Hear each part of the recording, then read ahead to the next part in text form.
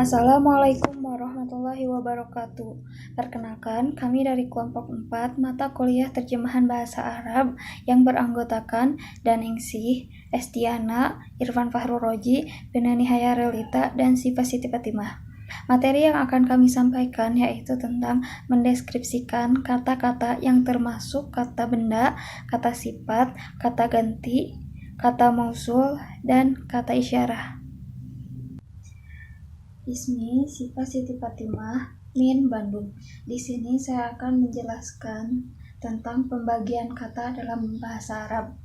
Semua bahasa, termasuk bahasa Arab, tersusun dari 3 komponen dasar, yaitu yang pertama, satuan bunyi yang disebut huruf atau abjad. Nah, dalam bahasa Arab disebut huruf hijaiyah. Contohnya alif, ba, ta, sa, jim, ha, ho, dan seterusnya hingga huruf ya. Yang kedua ada kalimah atau identik dengan kata dalam bahasa Indonesia. Kalimat ini adalah lafaz yang memiliki makna. Kalimah dapat dibagi menjadi 3 kategori, yaitu isim, fi'il, dan huruf. Isim sendiri memiliki arti yaitu setiap kalimat yang menunjukkan makna sesuatu. Nah, sedangkan menurut istilah ialah segala sesuatu kalimat yang memiliki makna sempurna tanpa disertai salah satu dari 3 waktu. Selanjutnya ada fi'il. Fi'il secara bahasa adalah peristiwa atau kejadian tertentu. Nah, sedangkan secara istilah ialah kalimat yang menunjukkan atas terjadinya sesuatu peristiwa dalam waktu yang tertentu, seperti terjadi dalam waktu yang telah lampau, sekarang, atau yang khusus pada waktu yang akan seperti amir. Baik, bismillahirrahmanirrahim. Assalamualaikum warahmatullahi wabarakatuh. Ismi Irfan Fahruroji, Ana Min Bandung. Di sini saya akan menjelaskan materi lanjutan, yaitu mengenai penggunaan kata sifat dengan menggunakan kata yang. Mungkin bisa teman-teman baca ya yang ada di PowerPoint. Nah, kata sifat adalah isim yang menyifati suatu benda. Atau dengan kata lain, bahwa isim ini menjelaskan sifat suatu benda. Dalam kaidah tata bahasa Arab, kata sifat dikenal juga dengan istilah na'at. Sedangkan benda yang disifatinya atau benda yang disifati biasa disebut dengan man'ut. Nah, kata sifat yang digabung dengan kata benda atau kata sifat yang digabung dengan kata benda lain mengandung arti yang. Nah, kata sifat ini banyak, di antaranya sebagai berikut. Di sini ada kabir, yaitu memiliki arti besar. Selanjutnya ada kata baik atau dalam bahasa Arab itu hasan. Selanjutnya ada bodoh, yaitu biasa dalam bahasa Arab itu jahil. Selanjutnya ada pintar, yaitu mahir. Nah, setelah membaca kosakata di atas, mungkin kita bertanya-tanya, bagaimana sih caranya menempatkan kata-kata sifat tersebut dalam sebuah kalimat? Atau bagaimana susunan kalimat yang benar dengan menggunakan kata-kata tersebut? Nah, selanjutnya ke contoh ya. Yang pertama ada ro'aitu rajulan karima, yaitu memiliki arti aku telah melihat laki-laki yang dermawan. Nah, kata kariman di sini yaitu memiliki kata dermawan. Selanjutnya yang kedua ada indi kitabun mufid, saya mempunyai buku yang bermanfaat. Kata mufid di sini memiliki arti bermanfaat. Selanjutnya yang ketiga bisa teman-teman baca juga, adhabu ila makani ba'id, memiliki arti aku pergi ke tempat yang jauh. Nah, dari ketiga kata, yang pertama itu karima, selanjutnya ada mufid, dan ada ba'id.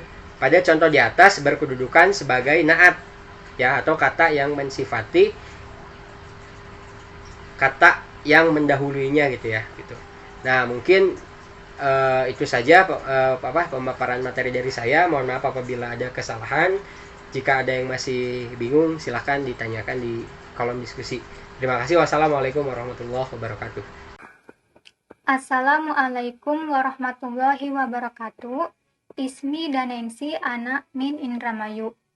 Pada kesempatan ini, saya akan menjelaskan materi mengenai ciri-ciri kata benda atau isim dalam bahasa Arab.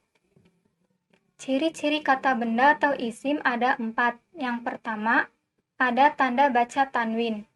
Tanwin adalah masdar dari lafaz nawana yang artinya memberi nun secara bunyinya, bukan tulisannya, dan biasanya ditulis double. Contohnya, Muhammadun yang artinya Muhammad dan madrasatun yang artinya sekolah. Ciri-ciri yang kedua yaitu ada huruf alif lam.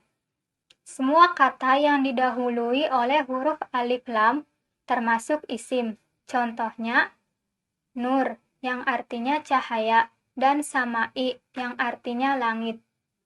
Ciri-ciri yang ketiga yaitu bisa dimasuki huruf jar.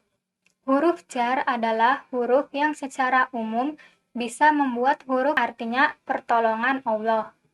Lafaz Nasrullah merupakan dua buah isim yang digabung menjadi satu dan menghasilkan satu makna. Sekian yang dapat saya sampaikan, kurang lebihnya mohon maaf. Wassalamualaikum warahmatullahi wabarakatuh. Assalamualaikum warahmatullahi wabarakatuh. Ismi Estiana, Ana min Bandung. Materi selanjutnya mengenai pembagian kata benda atau isim. Kata benda atau isim dibedakan menjadi 3. Yang pertama, ada isim mufrad, isim musanna, dan isim jamak. Yang pertama, isim mufrad. Isim mufrad ialah isim yang digunakan untuk menunjukkan kata benda yang berjumlah satuan, seperti sehelai, sebiji, sepohon, setangkai, selembar, dan sebagainya. Ciri khas dari isim ini ialah ditandai dengan tanda baca dhammah, kasroh, dan fathah. Yang kedua yaitu isim musanna. Isim ini ditujukan untuk benda yang jumlahnya 2 satuan. Adapun ciri dari isim musanna ini, akhirannya yaitu alif matini atau ya matini, itu untuk muzakkar. Sedangkan untuk muannas ditandai dengan ta alif matini atau menjadi tani, atau ta ya matini menjadi taini. Yang ketiga ialah isim jamak. Isim jamak ini digunakan untuk menyebutkan kata benda yang jumlahnya lebih dari 2. Isim jamak ini dibedakan lagi menjadi 3, yaitu ada isim jamak muzakkar salim, isim jamak muannas, dan isim jamak taksir. Yang pertama, isim jamak muzakkar salim. Isim ini tidak ada perubahan dalam rangkaian kalimatnya, hanya saja ditambahkan dengan kata wau mati na atau ya mati na. Contoh katanya, kata muslim. Kata muslim ini bisa dijadikan menjadi muslimina, menjadi ya mati na, atau muslimuna, menjadi wau mati na. Isim jamak yang kedua yaitu isim jamak muannas. Isim jamak muannas tidak ada perubahan, hanya saja tak marbutoh di akhir kata dipisahkan dengan cara menambahkan alif mati. Seperti kata tatun dipisahkan dengan alif mati menjadi tatun, ta alif mati tun, atau ta alif mati tin, tatin. Isim jamak yang ketiga yaitu isim jamak taksir.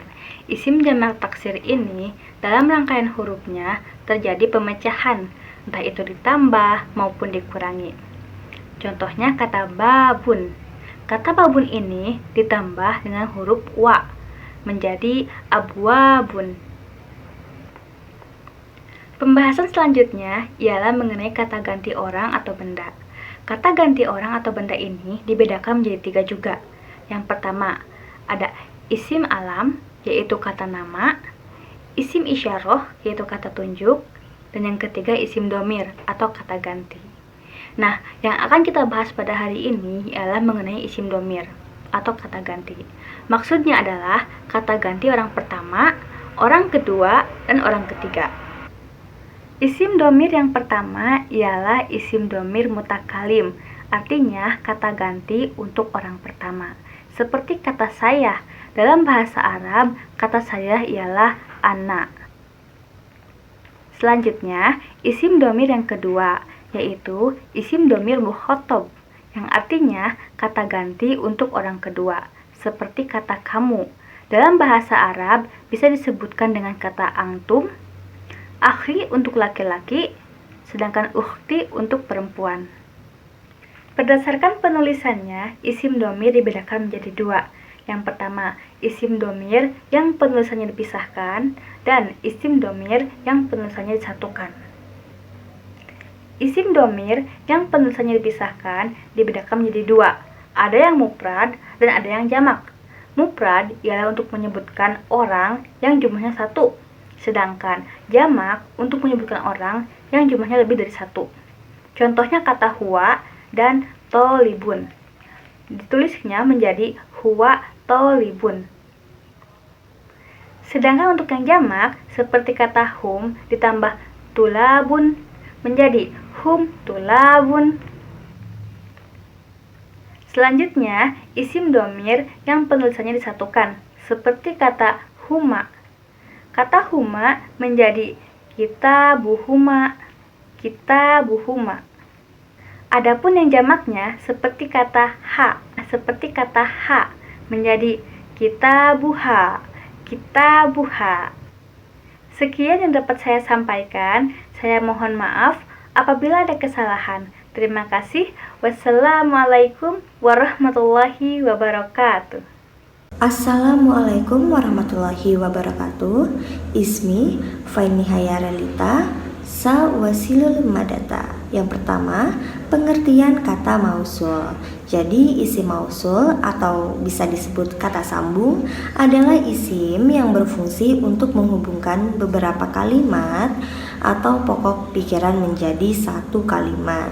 Lalu yang kedua, isim isyarah. Jadi isim isyarah ini adalah isim yang menunjukkan sesuatu yang tertentu baik secara nyata dengan tangan atau yang lain apabila yang ditunjukkan itu berada di hadapan orang yang menunjuk. Lalu yang selanjutnya, jenis-jenis kata mausul dan isyarah beserta penggunaannya. Poin yang pertama, isim mausul atau kata sambung seperti pengertian yang sudah saya jelaskan sebelumnya. Lalu poin yang kedua, dalam bahasa Indonesia, kata sambung semacam ini diwakili oleh kata yang. Lalu poin yang ketiga, isim mausul ini tidak dapat berdiri sendiri. Ada beberapa isim yang dapat menjadi isim mausul. Kalian bisa melihat contohnya di salindia ini. Lalu poin yang keempat, isim isyarah adalah isim atau kata benda mabni yang menunjukkan kepada benda tertentu dengan memberi isyarat kepada benda itu. Baik, sekian materi yang dapat saya sampaikan. Mohon maaf bila terdapat kesalahan. Wassalamualaikum warahmatullahi wabarakatuh.